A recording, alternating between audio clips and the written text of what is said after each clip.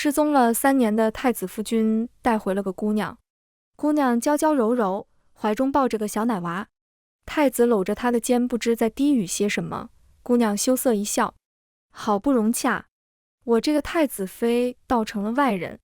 小奶娃打了个哈欠，我顿住脚步，不可置信地望着眼前诡异的一幕。9条白尾自他身后出现，摇曳不止，周围人却神色如常。小孩朝我轻轻一笑，清越的嗓音响起，找到了。大家好，欢迎收看皮皮听书。或许是我视线太过古怪，两人朝我望来。太子收起了笑脸，神色歉然，旁边管家提醒了我的名字，他才继续道：江玉，姑前不久才恢复记忆，与你算是姑对不住。可婉娘她什么都不知道，这3年姑同她亦算是两心相悦的。我朝那女子怀里望去，她瑟缩了一下，护住怀中的孩子，害怕地瞧着我，像看什么洪水猛兽。毕竟江家大姑娘在京里是出了名的狠辣善妒，和太子恒王是出了名的要好。可这江家大姑娘从前可不是我。我看着小心翼翼护着孩子的姑娘，两心相悦，可否敌过少时一直追捧的白月光啊？想到这里，我有些兴奋。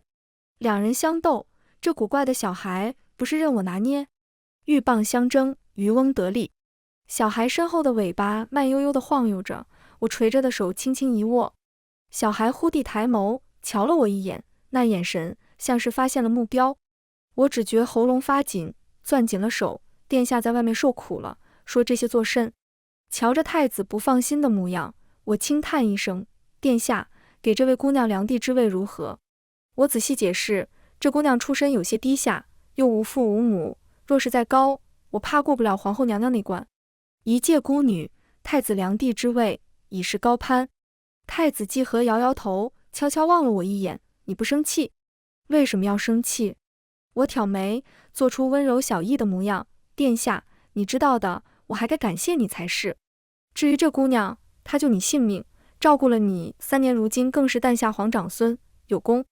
我同她3年前成婚，不知出于什么原因，她发现我并非江梦溪之后，却看在我这张脸的份上，对我还不错。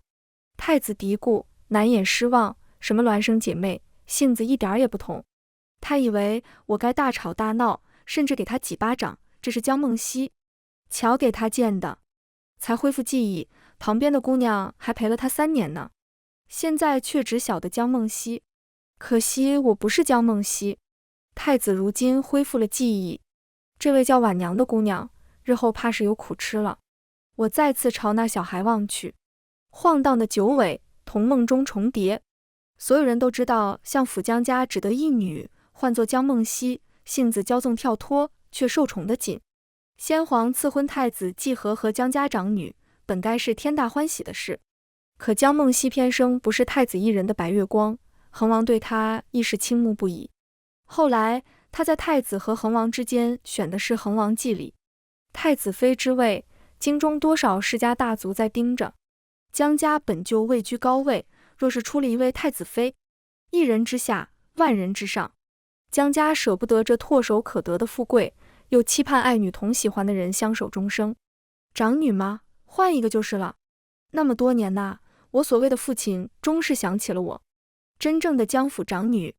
我同姨娘相伴偏院10几年，互相依偎，日子虽清苦，但有姨娘在，我不介意，亦没想着去争什么。可就这么点愿望，都没人愿意满足。我变成了江梦溪一母同胞的姐姐。姨娘，姨娘，她没了生气，我怎么也唤不醒。江梦溪扔掉手里的碗，戳着我的额头，趾高气扬地说：江玉，能替我嫁给季和哥哥，是你的荣幸。荣幸？是了，所有人都这么觉得。江梦溪敢这样做，自然是受了府里主人的默许。父亲和嫡母这算盘打得响，只是低估了他们亲爱的女儿。江梦溪所享受的，便是这世间2位优秀尊贵男子的追捧。如今季和要将追逐他的目光给别人，我这位集万千宠爱长大的妹妹，如何会甘心呢？姨娘，你瞧，有好戏看了。我瞧着镜中的脸，有一点不错，确实要感谢季和，不然到死也没人知道我这个人。我这人一向是懂得感恩的。你身上欲望的气息好重。清冷的声音响起，语调平和，打断了我的思绪，同先前那句找到了一模一样。是太子和婉娘带回来的那个小奶娃，也不知怎么来的。他蹲在门边瞧着我，捂着鼻子，脸上神情安静，整个人瞧着说不出的诡异。身后的尾巴依然摇晃。欲望还有气味。我抬手擦了擦眼。我还没去找你，你自己却送上门来了。我们两人对望着，他见我不出声，昂起头，神色有些倨傲，吾可以实现你的愿望。江玉，用你的欲望交换愿望吗？好中二。我舔了舔嘴，大步朝他走去，一把将人提了起来。小奶娃包子脸皱起，你要做什么？我问他，你能让死者复生吗？他一愣，摇了摇头。除了这个，我攥住了他的尾巴，在他惊愕的眼神里撸了一把尾巴，一根也没放过，柔柔软软的。最重要的是，我听到一声吸气声，下一秒，身体飞到几米开外，剧烈的疼痛传来。放肆！清冷中带着几分杀意的声音响起。我眼睛一眨不眨，死死盯着眼前的美人。小奶娃不见了，俊朗的眉，漂亮清冷的眼，挺直的鼻梁，不染而珠的嘴唇，白皙的皮肤，乌黑柔顺的头发直达臀际，披散在颀长身躯上，装点出妖媚般的美丽。最重要的是身后摇曳着的尾巴。1、2、3、4、8、9。他抬起手，随即又放下，在我眼前消失不见。想起方才摸到的疤痕，我哈哈大笑。狐仙大人呐，我总算找到你了，真是个好消息。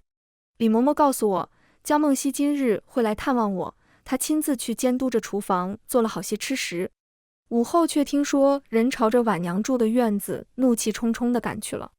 这婉娘也活该整治一番，不知天高地厚。不愧是江梦溪的奶娘。我往嘴里扔了颗葡萄，冷笑，婉娘是太子良娣，江梦溪，她是什么？恒王妃。李嬷嬷沉了脸色，扔了瓜子，你还不快过去瞧着？大小姐今日是来探望你的，千万不能传了什么闲话出去。这语气怪让人讨厌的。她见我不为所动，你可莫要忘了姨娘的骨灰还在府中，若是大小姐出了什么事，这是在威胁我呢。不过这也提醒了我，姨娘，你看这些人多坏。砰！茶盏置于桌上，李嬷嬷后退了一步。我收回望着她的视线，伸了个懒腰。嬷嬷这是哪里话？妹妹来看我走错了地方，我哪能在这儿干坐着呢？只是嬷嬷若还是唤妹妹大小姐，太不妥了。李嬷嬷这才恢复脸色，是，老奴的错。太子妃快过去吧。我朝外走去，身后传来李嬷嬷不屑的声音，什么腌杂东西，装模作样的吓老婆子一跳。不过瞧她一眼就被吓到了，胆子可真小，要是万一被吓死了怎么办？我过去的时候，婉娘正被人按着打板子，苦苦求饶。江梦溪坐在椅子上，手里揪着个孩童。小孩神色镇静，放开。没人理会。江梦溪冷笑一声，这孩子口齿伶俐，哪像个2岁的孩子。他瞧着哀嚎的婉娘，莫不是你找哪个野汉子背着太子偷生的吧？他说着，居然将手伸到了孩子的脖颈处。这就是高门贵女，在太子眼里娇俏的江梦溪。小孩突然抬起手又放下，眼睛直勾勾地望着我。突然不受控制的，我加快了步伐。婉娘哭诉求饶，太子妃，太子妃，您救救我。我伸手将小孩抱过来，含笑望着江梦溪，妹妹不是来看望我吗？怎么跑到婉娘这儿来了？江梦溪不屑地看着我，我管教一个村姑，还需要向你报备？这是说不信了。我挥了挥手，有人上前将江梦溪的人拉开，婉娘整个人躲在我身后。好大的胆子！你们知道我是谁吗？江梦溪呵斥。那些人却不为所动。我这3年，这东宫也不是白待。他叫嚣几声无果，然后怒视着我，江玉，你这样对我，就不怕殿下问罪？我还没说话，衣领被扯住，小孩望着我，他好聒噪。被一个小孩说聒噪，江梦溪气疯了，张牙舞爪的就要给他一点颜色瞧瞧。李嬷嬷用力拉着他，但他和你长得好像。自然像，不然也不会被江家说成孪生姐妹。你讨厌他？哟，这么明显的吗？这是一个2岁的小奶娃，交换吗？小孩的声音响起，带着蛊惑和笃定，他以为我会答应他。我笑着掐了掐他的脸，软软的滑滑的，你想要同我交换些什么？他挥开我的手，我帮你除掉他，你把欲望给我，如何？或许我可以给你更多。声音徐徐，本该是清冷的嗓音变得柔和起来，对你不会有任何的伤害，一劳永逸。脑袋开始昏沉起来，心里冒出一个声音，答应他，答应他。同方才一样。我用力咬了一下舌尖，保持清明。西淮，小狐狸，我喜欢你的名字。那张平静的脸终于有了变化，有些惊愕且困惑地瞧着我，小肉脸上两眼瞪圆，好不可爱。他张嘴想问我些什么，季和来了，他便乖巧地任我抱着。季和的到来阻止了这场闹剧，婉娘跑过去想告状。看到婉娘的模样，他眼里浮现恼怒，却在下一刻看到始作俑者时变为欣喜。他甚至没有注意婉娘张口准备解释的嘴。阿西，你怎么来了？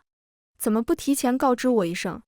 婉娘扯着她衣袖的手落到了半空中，她怔愣地盯着季和，我看到她眼里的光消失。江梦溪哼了一声，我来看江玉不行啊。然后意有所指，本小姐不像某些人这么没良心，消失3年回来都不晓得报平安，也不知道自己的妻子会担心。你瞧瞧江玉，都瘦了。谢邀，太子消失的3年，我将在江家饿的都吃回来了，现在去称，绝对不止重了10斤。江梦溪看起来才像太子季和的妻子，在抱怨久归的夫郎。季和愧疚起来，碍于众人，没有将人拥入怀中，是姑的错。阿西，姑。还没说完，江梦溪哼了一声，还有你带回来的这是什么人，居然敢挑衅我？说着，他的声音软了下来。殿下，你如今同他有了孩子，是忘了我吗？周围人垂眸，婉娘瞪圆了双眼，到底是才来，不了解情况。可随后那双眼里迸发出恨意，死死盯着季和。季和急忙否认，说婉娘是失忆时所识，又有了儿，责任所致。季安，婉娘给他的孩子取的名字。耳边传来一声极低的嗤笑。你怎么知道我的名字？西淮坐在桌子上，又一次问。他这个人固执的可怕，已经是重复好几次了，半点都不嫌累。我翻着府中记录账务的册子，头也不抬。你告诉我的，你还未同我交换过。他皱眉，包子脸上全是你骗人的神色。检查完所有账务，我又拿过一本折子。怎么，你的名字只告诉和你交换之人？是。我抿了下唇，不再说话，模仿着季和的笔记，在折子上写下了建议。季安寄养在了我名下，季和不想江梦溪不高兴，却还是舍不得这个长子，而婉娘竟然也答应。我给婉娘请了太医，送了好些东西过去，让她想看季安时可随时过来。她失魂落魄的，瞧着不太好。西淮见我不说话，你不高兴？我看着折子，皇帝病弱，季和失踪3年，本是打算立恒王为新太子，可如今季和回来了，皇帝将这些事务交给他。可他忙着和恒王斗智斗勇，又忙着追美人，就轮到我这个贤内助发挥作用。其实太子季和挺奇怪，江梦溪没选他，他却觉得是自己不够好。我这个姐姐到底是哪一点将他迷成这样？为什么？西淮戳了戳我的手，将我从思绪中拉回来。我往右边挪了挪，果然还是向右坐一点舒服。他见我不回答，有白光闪过，西淮变回原本的模样，跑去一旁看起书来。在我面前竟是连伪装也不装了。我只觉得心里有一股郁气，继续劈起折子来。半晌，我问，你同婉娘交换了什么？他把欲望给我，我就季安。西淮瞧着我，耐心地解释，婉娘为了救季和，替他尝许多药，当时却已怀了季和的孩子。季和是被人刺杀中毒，这是他这3年失踪失忆的原因。挺勇，毒都没解呢，就同人姑娘有了孩子。西淮又问，交换吗？我撇了撇嘴，那季安呢？死了。我救了他，但救不了死人。西淮不愿意说话了，我却懂了。季和一恢复记忆就回来，恒王的人提前发现了他。解了毒的季安大抵是，这也是先前他说除了这个的原因。真的不能让人死而复生呢？那为什么西淮会变成季安和婉娘回来呢？你同我交换，我就告诉你。我抽了抽嘴，无奈弯唇问他，你要出去逛逛吗？西淮本想说这京城他瞧过，没什么稀罕的，抬眼却瞧见女子满眼期待，眉眼弯弯地看着他。罢了，这是他的下一个交易对象，在他同意交易之前，哄哄他也没什么。依依不舍地合上书，他点头想，心里一乐，我对西淮挥手，你过来，他就乖乖走过来了。我找了个玉冠，将西淮按在凳子上。我抚上他头发那一刻，透过铜镜，我瞧见他明显一愣。我勾了勾唇，西淮，一个姑娘替你挽发，这代表什么？他目露茫然，代表什么？他在书上没看过这个。我替他将玉冠戴上，温柔地引导他，西淮，这和我不高兴是一个道理。我看见他陷入了沉思，他觉得奇怪不解，可我们才见没多久。我的手一僵，西淮，如今我们是才见不久，可我找了你很多次，念了你好多年。我和西淮在街上慢慢地走着，我告诉他这条街的西侧有一个老板卖云吞，味道好极了。东侧有家胭脂店，京中好些贵女都在那买东西。西淮认真地听着，时不时还回应我两句。这是我最快乐的一天。我带着他去买衣服，你说好巧不巧，季和居然也带着江梦溪来到了这里，两人似乎因为婉娘起了争执。阿西，这3年，婉娘她没有功劳也有苦劳，这道理江玉都知道。呵，江玉那么体贴，你追着我做什么？反正我不管，你必须将那村姑送走。两人不欢而散，季和负气而去。我们躲在狭小的试衣间里，我的头埋在西淮的胸膛，他手足无措地扶着我。好久，他悄悄问我，声音有些抖，你是要离开这儿吗？我死死抱住他。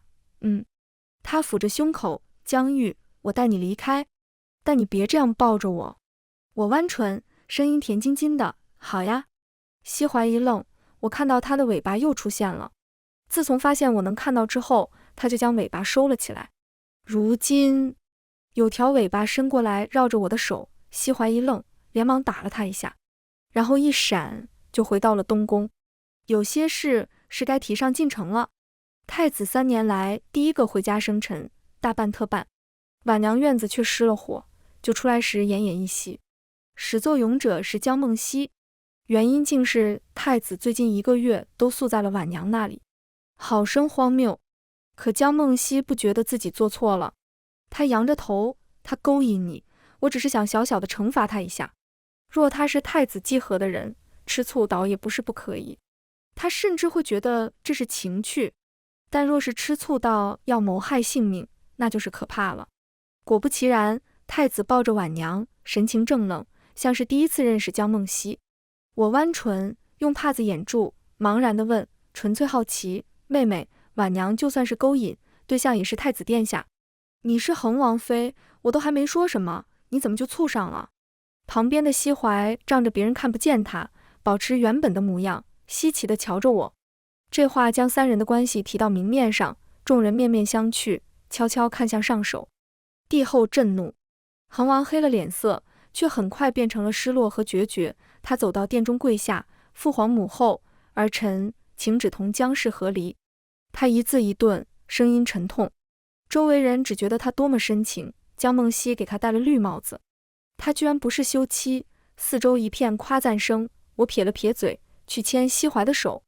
我那妹妹大概没想到恒王会同他和离。季礼，你居然要和我和离？好，好得很。本大小姐才不稀罕。她抱着季和的胳膊，怒视着季礼，你若休了我，我便同季和在一起，你可别后悔。恒王颤抖着身子，神情悲伤，难过的说不出一句话。但我瞧见他眼底深处的寒意。一个女子将2位皇子玩弄于股掌之间，想选谁就选谁。皇帝身体本就不好，当场就气得吐了血。场面一片混乱，我叹了口气，将无人在意的婉娘抱起，打算去宫外找个医师瞧瞧。与季礼擦肩而过时，他朝我眨了眨眼，我视而不见。婉娘的房间里，我给她擦着医师给的药膏。厚重的屏风外，西怀问我，你跟恒王很熟悉吗？不熟。西怀皱眉，他朝你眨眼睛。我勾了勾唇，将手在一旁洗净擦干后走了出去。是吗？我没注意。有的，他有朝你眨眼睛。西怀又重复一遍。我每天遇到的人很多，每个人跟我说话都要眨眼睛。可他是蓄意，他纠结在这个问题上了。我觉得有趣，轻轻拉起他的双手。我不在意，无论他是否有意，我都不在意，因为我在意的人如今已经在我面前了。尾巴出现又四处乱晃，甚至缠上我的手，我轻轻抚了抚。红晕在他脸上荡开。西怀，你可有查出我那日为何不高兴吗？兽耳冒了出来，他后退一步靠在墙上，尾巴却将我拉了过去。我看着眼前人如玉的脸庞染上红晕，本以为他不会回答，轻叹一声，摸摸尾巴准备离开。西怀握住了我的手，长长的眼睫颤抖着，嗓音沙哑。我们见过。你不高兴，我想不起来。他有些委屈，可是江玉和我交换过的人我都有记录。你绝对没同我交换。罢了。我轻笑一声，不说这个，另一个问题呢？你有答案吗？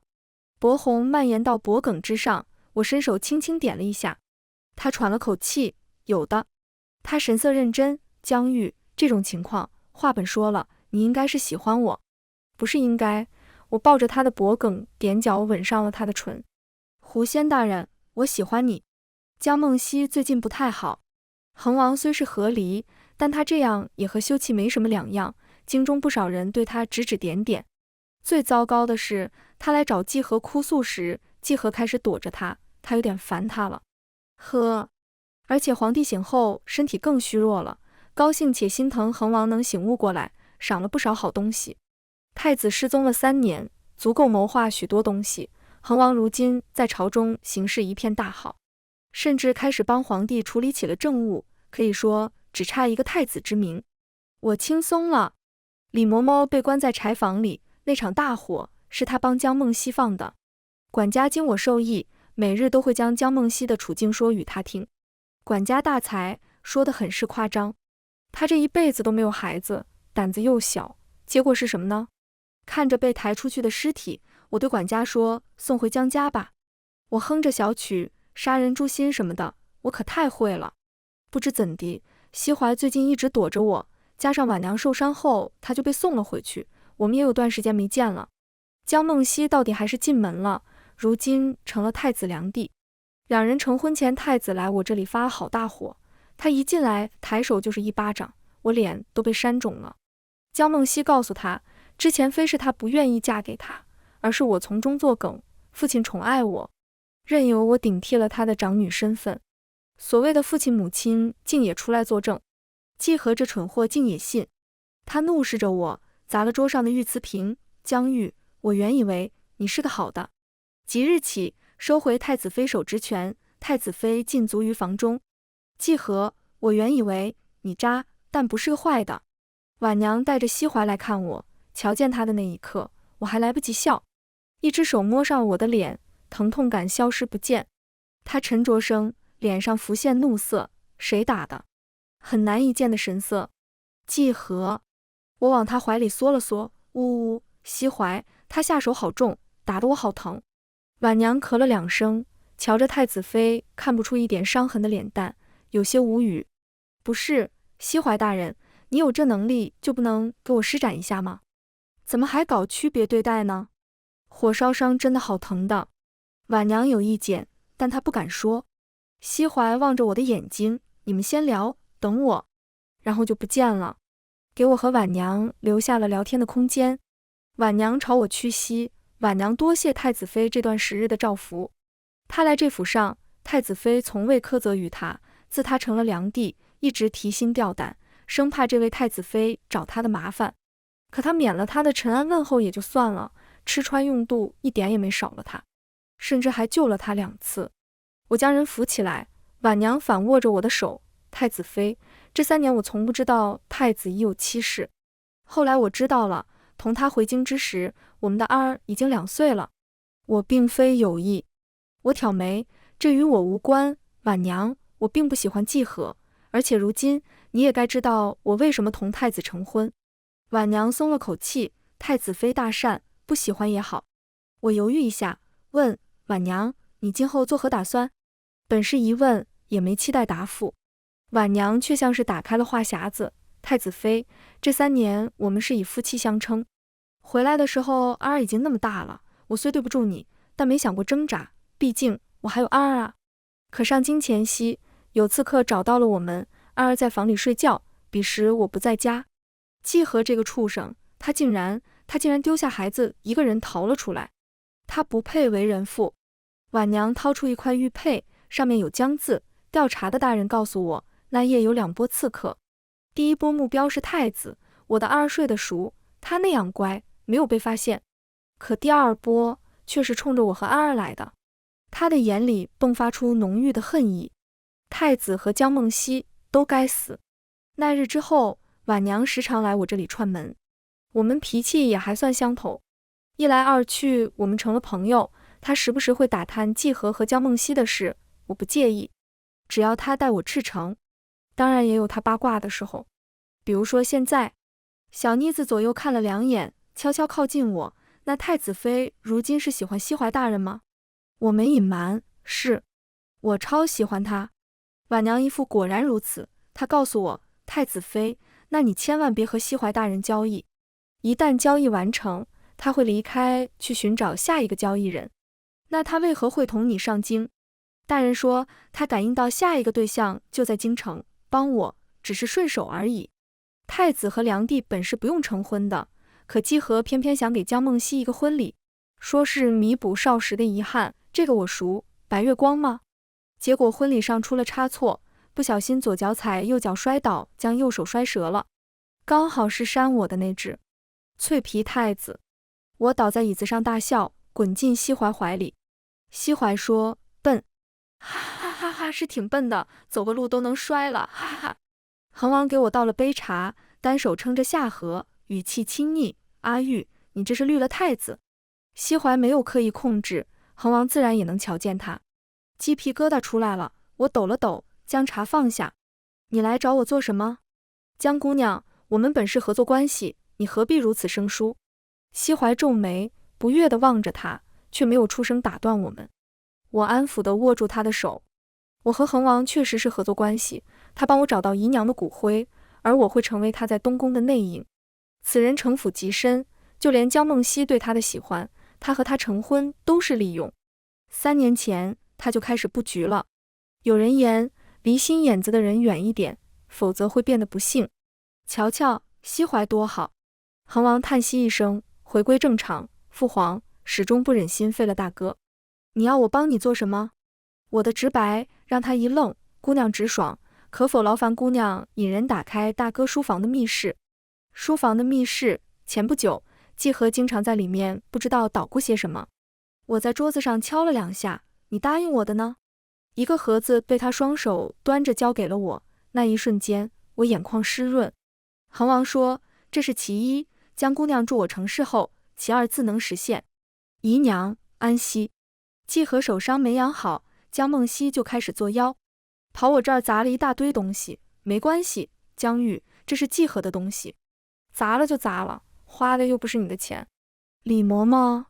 江梦溪吓了一跳，奶娘。四处瞧却没有瞧见，我害怕地盯着她背后，妹妹，嬷嬷真的在你背后，好像还在说什么，大小姐，你为什么不让我入关？我夸张地捂住嘴，你竟然让人把嬷嬷扔去了乱葬岗吗？他以为我在胡诌，可偏生我说的又是真话，贱人！他怒骂着朝我扑来，无形的力量将他推倒在地，左右看了又没人。这下他是真怕了，慌乱朝外跑去，边跑边念叨：不是我，滚！谁杀的你找谁去，跟着我干什么？贱婢，天生坏种！有人握住我的手，阿玉，默契。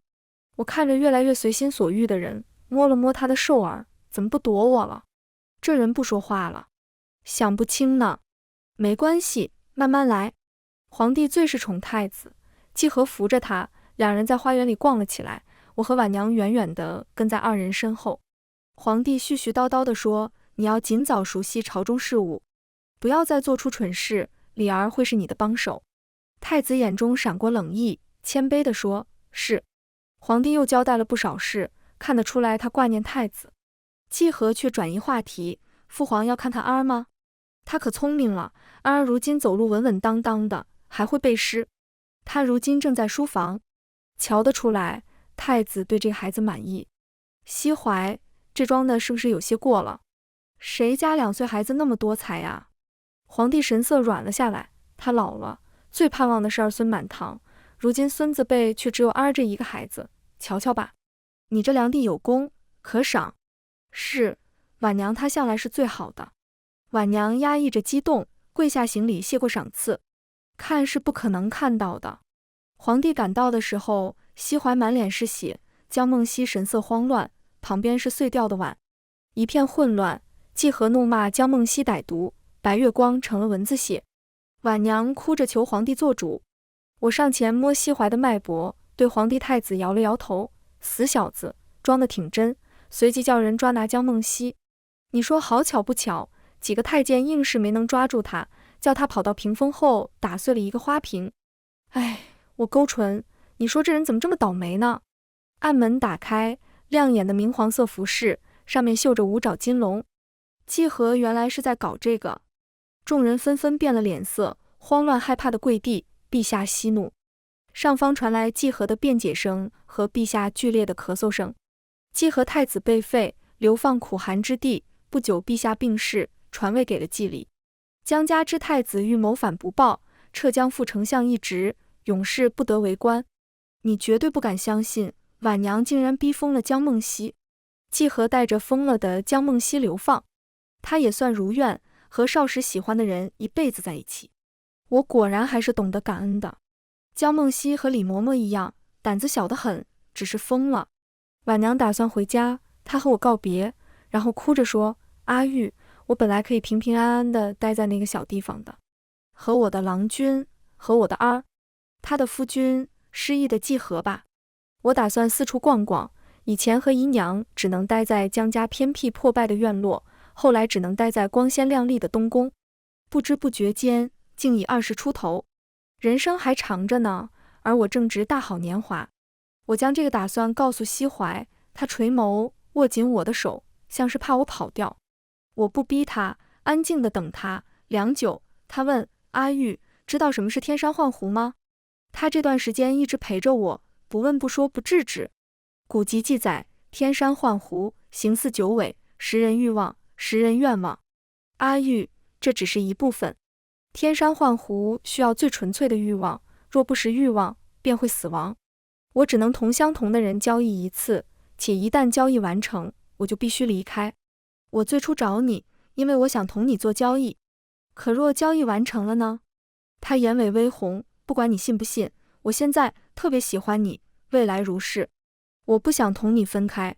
他说着又祈求地看着我。阿玉，我想不起来何时同你见过，但我承诺，我从现在起不会忘记你。说完又觉得这话矛盾，他忘记过我一次，阿玉，你信我？感觉都快哭出来了。其实不过是一次再简单不过的相遇，当时我们是陌生人，凭什么要他一眼就记住我？我回握他，我信你。初次相遇，西怀，你便惊艳了我的余生。我当时那样糟糕，你记不住我，没关系，但你今后将我放在心上，莫要忘了。我亲吻他的唇，西怀，我愿意同你做交易。我制止住他将要说的话，你只需同我交易一次，而我要的只是你这个人，因为我对你的欲望，直至死亡。我第一次见到西怀，是很小的时候，嫡母带着我和江梦溪去郊外祈福，姨娘病了好久，我想去替她求一枚平安符，保佑姨娘健康长寿。回程的路上，嫡母将我从马车上放下，给了好吃的桂花糕。玉儿，马车坏了，嫡母要和希儿去修，你在这儿等我们好不好？很拙劣的借口，嫡母骗人，马车分明好好的。他们不让我上车，我才从地上爬了起来，就挨了马夫一鞭子。好疼啊！周围一个人也没有。你躺在地上做什么？有人在我旁边趴下，学着我的姿势。我疼得想骂娘，瞪了他一眼后惊呆了。很漂亮的小孩，比我漂亮太多了，身后还有尾巴在晃，毛茸茸的软乎乎的。我红了脸，小蝈蝈，你是妖怪吗？哭久了，我口齿有些不清晰。哦，不是哦。他学我说话，肉肉的小手放到我的背上，太神奇了，居然一点也不痛了。这就是书中的救济弱小吗？他咳了2声，拱手，大恩不言谢，告辞。腿却被我抱住了。狐仙大人，漂亮的狐仙大人。他红了脸，你好，我叫西怀。知道啦，狐仙大人。我赖上了他，是个很奇怪的狐仙，他对一切充满好奇，很喜欢看书，然后严肃地做出那些动作。看到师傅什么的，小手一拍，小丫头，你做我徒弟吧。我眼睛咕噜噜地转，不要，我会的比你多。他很好奇，你会什么？我小脸微红，你会过家家吗？日子过了一阵子，狐仙大人又救了人回来，他学着书中的英雄救人。